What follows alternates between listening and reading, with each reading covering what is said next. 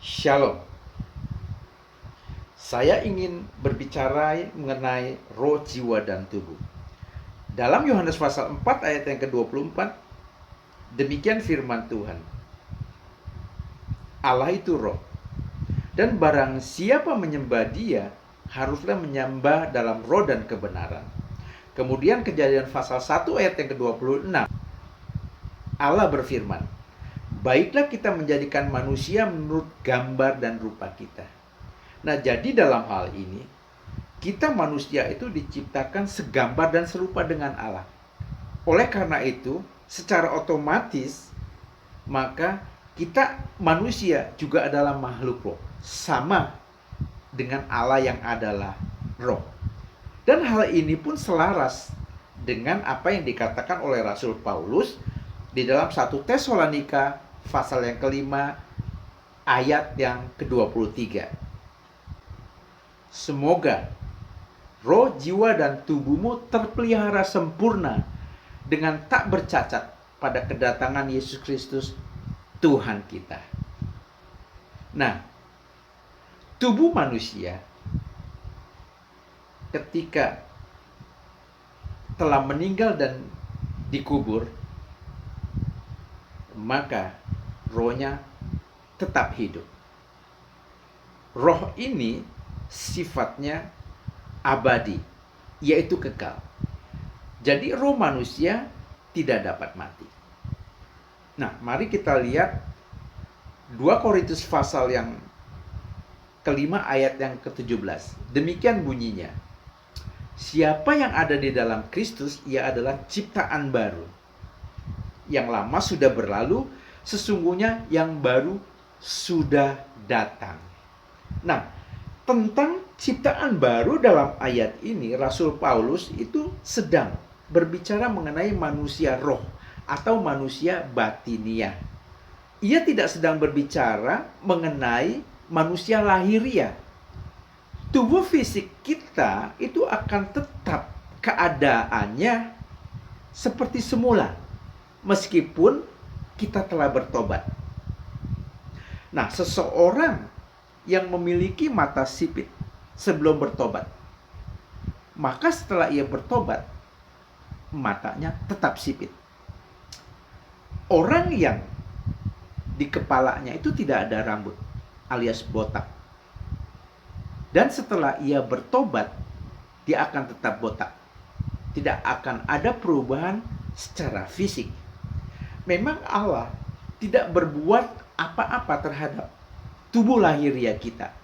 Kitalah yang harus berbuat sesuatu terhadap tubuh lahiriah kita. Dan apa yang harus kita perbuat terhadap tubuh lahiriah kita itu jelas tertulis dan lengkap di dalam Alkitab. Kita perlu mempelajarinya dan kemudian kita melakukannya. Nah, kelahiran baru itu hanya terjadi pada manusia roh kita. Manusia roh kita yang tadinya adalah manusia berdosa, ditinggalkan dan terpisah dari Allah. Kehilangan kemuliaan Allah, menjadi seteru atau musuh Allah, dan terancam binasa kekal. Kemudian menjadi ciptaan baru di dalam Kristus yang memiliki status baru, yaitu sebagai anak Allah dan menerima warisan kerajaan surga, hidup kekal bersama Dia. Nah, roh ini benar-benar ciptaan baru, bukan sesuatu yang dibuat atau diperbaharui. Hal ini berbeda dengan manusia jiwa kita. Pada saat kita bertobat, jiwa kita tidak menjadi ciptaan baru. Ia hanya mengalami pemulihan atau pembaharuan. Saya akan memberikan analogi mengenai hal ini.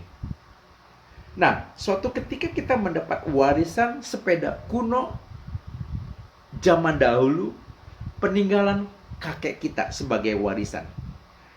Nah, sepeda tersebut kualitasnya sangat bagus, kekar, dan kuat.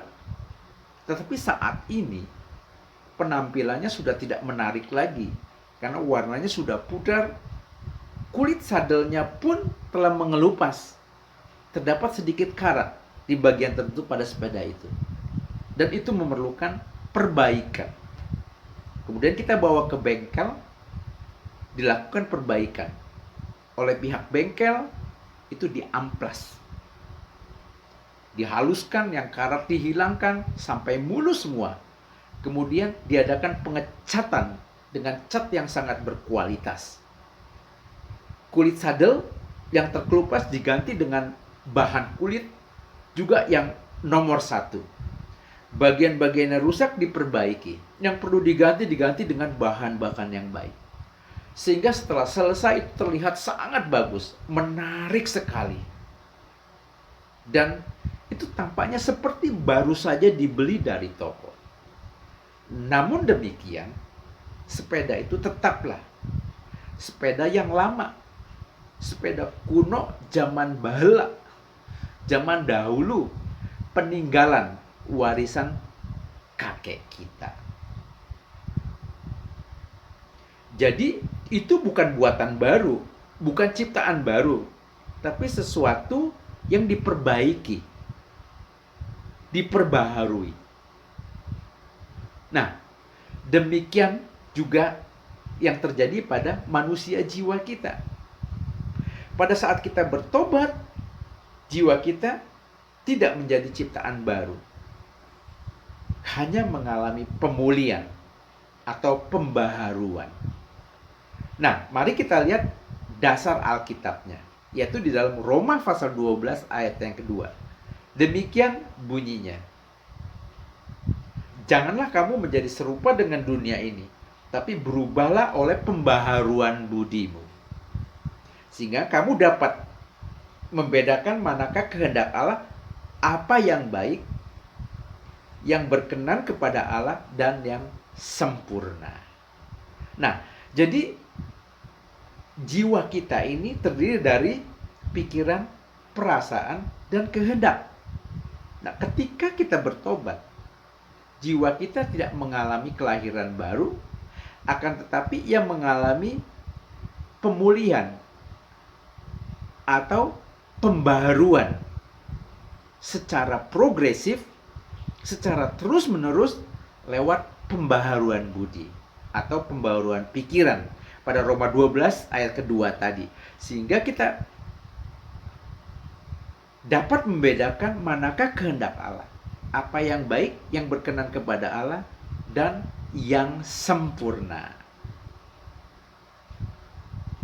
Seseorang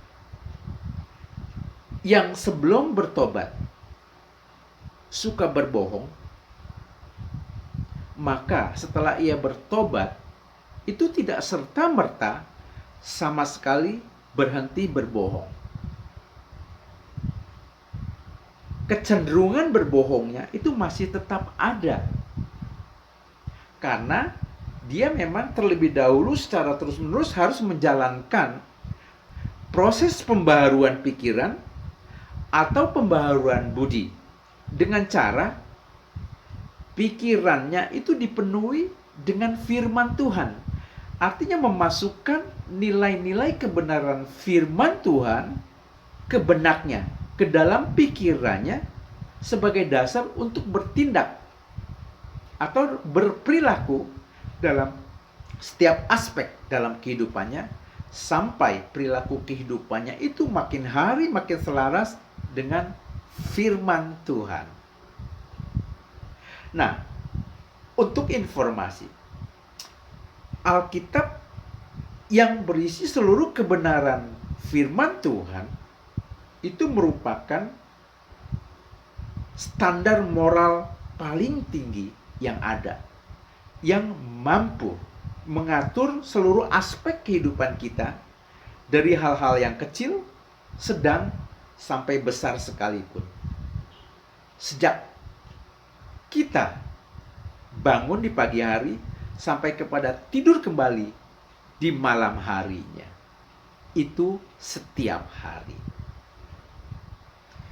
Kemudian jiwa manusia dapat diselamatkan atau dipulihkan kembali apabila pikirannya mengalami pembaruan oleh firman Tuhan. Jadi firman Tuhanlah yang menyelamatkan jiwa kita dan memperbarui serta memulihkan kembali pikiran kita. Apabila pikiran kita memperoleh pembaruan lewat pembaruan oleh firman Tuhan, maka kita pun akan dapat berpikir sejalan dengan firman Tuhan. Oleh sebab itu saya ingin mengatakan bahwa kebutuhan terbesar dan mendesak gereja masa kini atau umat Allah, orang percaya seperti kita, saya dan Anda, yaitu pikiran yang diperbaharui oleh firman Tuhan. Nah, sekarang kita kembali ke 1 Tesalonika pasal 5 ayat yang 23. Seperti yang telah kita singgung di awal tadi. Yang bunyinya adalah, semoga roh, jiwa, dan tubuhmu terpelihara sempurna dengan tak bercacat pada kedatangan Yesus Kristus Tuhan kita. Nah, kalau kita melihat ayat ini, urutan-urutannya adalah pertama roh, kemudian jiwa, dan baru tubuh, bukan sebaliknya. Artinya kita harus memiliki kesadaran terhadap roh kita itu lebih dominan. Karena roh kita itu adalah sejatinya kita. Roh kita itu adalah yang esensi dari diri kita. Sebagai makhluk ciptaan baru yang kekal di dalam Kristus. Akan tetapi memang kita tidak bisa pungkiri bahwa kadangkala kesadaran terhadap tubuh fisik kita itu lebih besar daripada terhadap roh. Benda-benda duniawi itu menjadi lebih menarik dan lebih berarti bagi kita dibandingkan dengan hal-hal yang rohani. Dan juga kesadaran terhadap mental atau jiwa itu lebih besar. Karena memang kita lebih banyak hidup di dalam alam dunia mental. Padahal manusia di dalam Kristus itu adalah makhluk rohani. Oleh sebab itu, sekali lagi, kita harus memiliki kesadaran yang tinggi terhadap roh, lebih daripada yang lainnya. Agar perkara-perkara rohani dalam diri kita itu semakin nyata. Nah, yang perlu kemudian kita ketahui adalah bahwa kita manusia ini adalah makhluk trikotomi atau makhluk 3 dimensi atau 3 bagian, yaitu terdiri dari roh, jiwa, dan tubuh. Dengan tubuh kita menyentuh alam dunia fisik. Dan dengan roh kita menyentuh alam dunia roh, termasuk dalam berhubungan dengan Allah kita. Dan dengan jiwa kita menyentuh alam dunia intelek.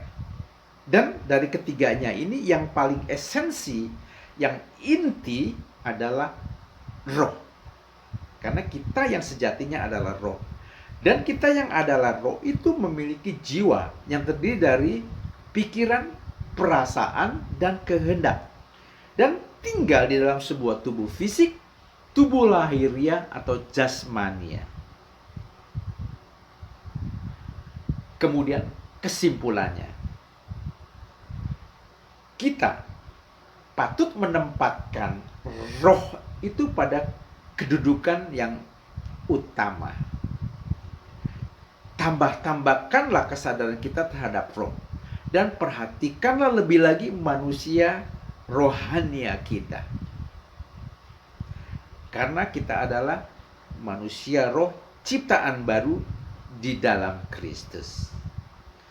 Oleh sebab itu saya ingin memberikan tip, yaitu mulai sekarang perkatakanlah sesering mungkin hal berikut, yaitu aku adalah roh yang sejatinya daripada diriku adalah roh. Aku yang adalah roh memiliki jiwa dan tinggal di dalam tubuh fisik atau tubuh lahiriah atau tubuh jasmani. Nah, dengan mengatakan terus-menerus secara sadar, sesering mungkin, saya berharap kita semua memiliki kesadaran roh itu lebih tinggi. Sehingga ini sangat bermanfaat buat pertumbuhan kehidupan kekristenan kita di dalam Kristus. Demikianlah kebenaran firman Tuhan. Yesus Kristus Tuhan memberkati kita semua. Amin.